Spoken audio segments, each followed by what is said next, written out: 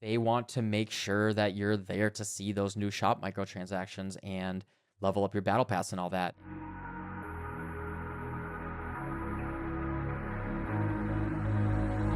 These are the worst patch notes I've ever read. At least they are the saddest I've ever been reading patch notes. Maybe it's because it's my job and all of that. Also, I've been playing Blizzard games for over 20 years now, so I have experience with this. But maybe it's just because I had higher hopes or whatever. They never disappoint with how much they can disappoint you. So yeah, what this video is it's just going to be me sitting down here and talking for a little bit. I strongly recommend watching both Rax and Ben's video if you want a little bit of a deeper, 45-minute run through of all that. This is just frustration. It's been 7 hours of me sitting here wanting to hit record and talk about this. Every time that I wanted to, I just got like kind of sad. I had to like lay down in bed and like look at Reddit for a little bit, which I just looked at, eye bleach. Didn't look on like the Diablo Reddit or anything. What's on the screen right now, I think, is really indicative of everything that we need to talk about right here. There's all sorts of stuff with them rebalancing XP and boosting, and there is some good stuff in here. There's a couple new uniques that look cool. Some of the malignant things look good. This isn't 100% negative, but the stuff that they're doing here and the way that they're trying to cut things off and really grasp control of how the game is played from a very, very tight, like super type A personality. Like, we are making sure exactly this is how long it's going to take you to get your best in slot. This is exactly how long it's going to take you to get the right XP. You're going to play exactly the way that we want you to. You're not going to be as tanky as you want to. We're going to make it, higher risk, so you're going to die more, etc. The hardcore race might be more interesting, but right here, controlled impaired duration reduction. I think this line by itself, it's all you need to know, right? I think Rax's video on the worst thing that exists in Diablo at all, crowd control. And if you've played the game at all in any Nightmare Dungeons, you know how bad this is. There's two things here, right? So what this means is the reduction of how long you can be slowed, stunned, whatever. If this is a desirable stat, I do not want to play a game where this is a desirable stat, right? And what they're doing here is they're saying, it is too easy for you to get your best in slot pants. Your best pants are coming too easily. Usually you want to go for some combination of armor, life, and damage reduction on pants because you don't really get offensive stats on your pants. And what they're doing is they are diluting the mod pool, making it take longer for you to achieve what your goal is. And as someone who played this game quite a bit, I hit level 100. I killed Uber Lilith without that much cheese. I had to do all the phases. I had to dodge all the fireballs and stuff. I did some of the hardest content in the game. I think it took enough time. I also leveled to 100 before they buffed the Nightmare Dungeon XP, which, spoilers, they also just nerfed the XP a lot in this patch. For me, it was a slog, and it was very painful, and it felt like it took too long. They are making it even worse next patch. So the way that they're looking at this is the way that Blizzard balances, and a lot of companies do this, but Blizzard, I think, is just they are the number one at this. They've been doing it for many, many years at this point. Is the foundation of the way that balance works is you'll have your spreadsheet and you say, this is this amount of power, this is this amount of power. You can expect to get this amount of item drop power per hour, right? So if you're doing your Nightmare Dungeons, you're going to get 20,000 item level items drop. So for example, if you get item level 800s drop, that'll count against your expected drops per hour. Maybe an aspect counts as double or something like that, and you'll have an allocation of something like 20,000 per Nightmare Dungeon or something like that. Expected on average, right? It's just balanced on average. The numbers for certain things were out of bounds for what they want to control. They want to control the amount of loot that you're going to get, like the quality of loot that you're going to get per hour. And that's the way it works, right? That is the foundation. There's nothing wrong with that, but how they're going about balancing this, because I don't think it's balanced in a way that's fun enough yet. If things get too crazy to the point where you get your BIS in 2 or 3 days, and everything's out of control, then that's fine. Obviously that has to get scaled back and you want to create some more interesting decisions and all that. But we weren't at that point. The way that I saw the game before this patch, it needs more. I need more power creep. Reduce the things that are insane, like the broken builds that are one-shotting things, but reduce those, but bring up everything else. Everything else was unusable bad. As a Sork player, I'm just a lot of stuff was unusably bad. And there's just not that many buffs for that stuff. And then across the board, they are nerfing defense in general. And then continuing with that, barrier generation can now appear for all classes. Harder to roll your, for anything but a Sork, that's going to be harder to roll. Lucky Chance, while you have a barrier, can now appear for all classes. only Sorks really care about barrier, right? This is diluted for every other class. Mastery skill damage now can appear on sorcerer weapons, and then resistance to all elements can now appear on shields. They didn't fix resistances, so they're still not very good, but now you get them on shields. So yeah, I guess that maybe for necromancers that want to stack it later, that's okay. But I think that's probably a nerf for now. Core stat bonuses on weapons is going from 50% to 25%. I don't know why this has to be 4 different lines. And then this is the real big one that I would argue that the game didn't feel awesome, right? Based on the cooldown reduction. I forget who said it. Maybe Ben said it in his video. But the way that cooldown reduction works is you're either always going to value it, no matter what that number is, or it doesn't exist, right? Those are the only 2 options. Even if cooldown reduction was reduced by 50% or 60% right here, it would still be your best in slot line. Because we have so few skills in the game and every single skill is cooldown gated, being able to use your skill more often not only makes your character stronger in a very direct fashion, but also just makes the game more fun. Being able to use your skills and not absolutely being hamstrung by waiting for cooldowns constantly. You know, like the purpose here is to make it more strategic about how you choose your mods. Like, hey, maybe 20 vulnerable damage is worth more than 20 cooldown reduction. But no matter what, like the same mods that you're going for are still bis on your character. You know, it's going to be some combination of lucky hit, crit chance, crit damage, vulnerable damage, and still cooldown reduction. And, you know, maybe there's a world where you don't go cooldown reduction versus one of those, but still, even if you cut that down by 30%, that's still going to be bis. All that does is make the game less fun to play, and the stat is still going to be as desirable. They said the penalty for not prioritizing it won't be as harsh, but it's still going to be not highly desirable, the most desirable stat in the game. The way the game works is it is mandatory. Period. Even if it's not as strong as it is the most mandatory stat. And then very similarly, they are reducing critical strike damage and vulnerable damage by a lot. But what are the alternatives, right? We believe this is a step allowing more builds to flourish to continue to make changes to support this goal. What else goes here? What else can I roll on my gear that makes this not as good? Obviously, the alternative is the increased damage.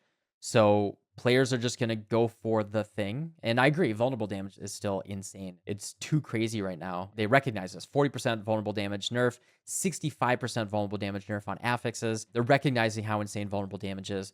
But still, what's the alternative? It's the increased damage numbers. And the thing is, without a real calculator like Path of Building and Path of Exile, if you're not familiar, we have this tool in Path of Exile. We get the full breakdowns. We can import our character, all of our items, and we can look at the full calculation. Now, this is a third-party tool, but there is an API that we can download our character, and I can mouse over, and the game will directly tell me, do I get more damage from increased, more damage from vulnerable, crit chance, or whatever? And the thing is, players are still, like, because we can't directly know, there's no testing, there's no third-party tool, there's nothing that gives us our actual damage numbers. I think this changes nothing but reduces the amount of damage that we're doing. I think we're going to go for the exact same stats. There's probably a world where low vulnerable damage rolls now, because it's so small, because it's so reduced, low vulnerable damage rolls, maybe you're going to go, if you get like increased 50% core damage skill increase, you know, that might be better than 10% vulnerable damage, something like that. But still, it doesn't really change that much. It just lowers the amount of damage that we're doing, right? Here's the offset, but here's the problem. Rax says this really, really good in this video, is the way the game is already balanced. We want to scale offense primarily. Now, you scale as much defense as you can get away with, but the most efficient way to farm is more offense, more mobility, which is our cooldown recovery rate and as much offense as we can get. And apparently the way that Blizzard feels is we were not doing enough damage, which I think for most builds that were meta is not the problem. And we were taking too little damage. And this is what I mean exactly by design by spreadsheet. They are directly buffing damage by 25%, damage over time by 40%. And this is just blanket across the board, right? To counteract that very directly, right? Here is the amount of player power you can have, right? Your character can have 100 power. And we want it to be so you are 70% offense and 30% defense. And that's the way we want your characters to be. And people have made builds and figured out ways that maybe we can go 50-50 or maybe we can go 40-60 and get a little bit tankier while still dealing enough damage. And that's what players came up with, because that's what we're comfortable with. That's what we want. And Blizzard said, no, you can't play that way. That is against the rules, bucko. And we're going to write a patch note to make sure that you can't play that way. So while they increase damage by, on average, about 30%, right?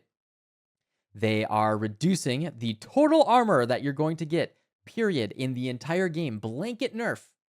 Total armor reduced by 30%, as well as all damage reduction, either 20 to 25% nerf. So on average, we're going to take between 20 and 30% more damage no matter what. So all of those close calls where you had 20% life or lower, you would have been dead no matter what after this change. To go along with that, the aspect of disobedience, which, as you know, was mandatory on, I believe, every single build in the game because it was so strong. So I get nerfing it, right? Because it was mandatory. But again, we were so squishy. I felt like as a Sork, right? As Sork has mandatory use at least 4 defensive skills. Like almost every single Sork build is Ice Armor, Flame Shield, Frost Nova, and Teleport. And then I also would add in Deep Freeze sometimes as well. So 5 of my 6 skills would be defensive. I would have 1 offensive skill as a Sork player. And Aspect of Disobedience was basically the only way that I was getting any amount of armor. So previously you get 50% increased armor, and now that's only going to go to 30%. And this is a gigantic nerf across the board, to the point where we may actually see people using this on their amulet just to get some of that power back. The thing is, if they give us back something else, right? I just don't feel like the defense in the game felt good. As a Sork player, I'm only speaking as a Sork player here, but the defense didn't feel like it's a good place. Like every single Sork build was melee. Like even like Flame Wall, Arc Lash, and Ice Shards were all some sort of Crimson Raiment, melee, something, teleport in type of situation. And you're playing melee Sork, you have very few sources of armor. Resistances are not that good. I don't think they're as worthless as people are saying, but I don't think they're that good, at least the way that the game is balanced right now. Reducing any source of armor that we get as a Sork, it feels really, really bad. So yeah, the way that Blizzard balances, and they've always done this, is everything has to fit into a box. They want you to play exactly how they want you to play. We saw this with any build that kind of got out of line. They did let a couple of the very strong ones kind of live there, but I'm not seeing too much in the way of buffs. You know, again, I didn't go over all of the skill buffs. There are some ones here. I think we will see some new builds come around, but just knowing what I know about Sork already, you know, if I'm going to play Sork in Season 1, I'm probably just going to do Arc Lash because of all of the cooldown nerfs, and Arc Lash is the less reliant on that of the 3 meta builds for Sork. I just don't really know. I mean, I guess I shouldn't say that. I have a pretty good idea of what Blizzard's trying to do, and they want to cap everything down. They want to get everything in line and say, hey, here's the baseline of the game. The preseason wasn't enough. It wasn't enough for them to say, this is the baseline of how slow we want the game to be. They want to set the tone for how long it's going to take for you to get your best in slot. And this is the way every season is balanced, is they want it to take, 2-3 weeks for the average player to get World Tier 4 maybe, and then maybe another 2 to 3 weeks to get to effectively their stopping point. Because the flow of these games is basically when you get your best in slot of your character, there's not that much to do. The game doesn't have that much content. They nerfed doing anything besides Hell Tides and Nightmare Dungeons, and there's no reason to do anything else in the game right now. World bosses aren't worth anything. Gathering legions, all that is like kind of a waste of time compared to Hell Tides and Nightmare Dungeons. That's getting even worse in these changes. My biggest hope going into this patch was we're going to get additional content and additional stuff to do. When it comes to playing an ARPG specifically, there's kind of just 3 things that you can do. There is experimenting with builds, and that's what I usually like to do. That's kind of what makes Path of Exile. Well, Path of Exile kind of has everything. Sorry, I'm going to be gushing about that game all the time. The amount of builds that you can do, the amount of viable builds that are interesting that you want to try. And, there's a balance there of how long does it take to put the build together. There's a balance of how interesting it is to try different builds season to season. Like, do I want to play the same build that I played last season? A lot of people would say no. Do I want to play the same class that I played last season? So there's that. There's the number of viable builds. Then there is the content in the game. What are the things to do that keep the game fresh and interesting? Now, something like Diablo 2 doesn't have that many things, right? Like it is just do one thing over and over again, primarily. Like it's a little bit more these days in D2R, but kind of just do 1 or 2 things over and over again. But it's such a tight loop and a really good flow with very little stuttering in the way. And it has that perfect flow. And that's why Diablo 2 has been around for over 20 years very successfully. And regarding that, Diablo 4 was launching in a really bad place, particularly if we want to highlight Nightmare Dungeons.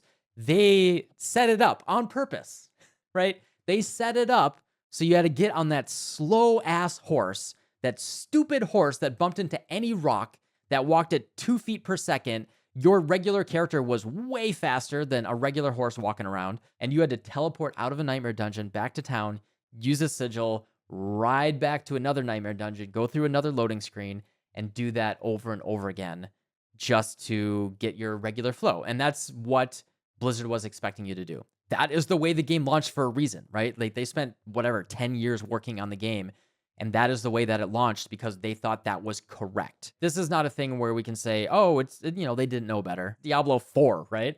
Not 3, not 2, not 1. This is Diablo 4. They knew what they were doing in terms of, okay, it's going to take you about 2 to 4 minutes between nightmare dungeons, and this is how long it's going to take you to get X amount of loot per hour and acquire it. And that's the way that you're supposed to think about it. But it should be a little overtuned for fun and a little too crazy and awesome, like on release. And then you can make it a little bit even more crazy. Season 1's coming out. Let's get people so excited. I can't believe there's going to be so much loot. It's going to be so crazy. And then you can start thinking about power creep and stuff like that. I am very concerned that on day 1, on patch 1, they are already pulling back and saying, no, we have to make sure that players aren't getting their best in slot quicker than 4 weeks, right? There's a base amount of time that's going to take no matter what. It is what it is. Like there's no way to get around it unless you fully exploit and play perfectly. And this is exactly how long it's going to take on average because they want to keep you plugged in. It's a constant online kind of pseudo MMO service. They want to make sure that you're there to see those new shop microtransactions and level up your battle pass and all that. And if you get your best in slot in 2 or 3 weeks and you had a ton of fun and you want to come back next season, you're not going to be there for those next 6 weeks of microtransaction posts to the shop, right? To the real money shop. Unfortunately for me, this is going the wrong direction. The game on release, I was pleasantly surprised. It was better than I thought it was going to be. When I streamed the beta, I was in such a bad mood and I couldn't hide it on stream. I was not it was bad. But then when the game released, I was pleasantly surprised and I had a good amount of fun. I killed Lilith and I did all that. But this patch, I'll boot it up when I get back from ExileCon. I'll share with you guys my thoughts and build guides and all that. It's my job. But personally, as a player, I am not excited about it. I genuinely am not. I would rather be playing Street Fighter 6. Rashid's going to be launching next week. I'm going to be in New Zealand, but I can't wait to get back and play, the new Street Fighter patch. Way more than this, to be perfectly honest. But yeah, if you stuck through till now, I'm just going to try to say how it is. Sorry I couldn't be more upbeat about this and all that, but I just... I don't like to sit here and whine and rant and all that. I think that's very immature. But when I see something that is just that, I just don't think this is the right play, and I can't sugarcoat it. So that's the best I can say, man. So yeah, thanks guys for watching. Thank you guys for hanging out here and subscribing and being cool folks. Really appreciate it. But this is probably my last Diablo video for a couple weeks, and then we'll be back after that and we'll do some evaluation of how it all went. But yeah, I'm going to Japan and then I'm going to New Zealand, so I got that to look forward to instead of playing this, and hopefully they fix a lot of this stuff, or who knows, in the next couple weeks before I get back. And then hey, maybe it's all roses and sunshine after that. So yeah, thanks for watching guys. See y'all later. Bye.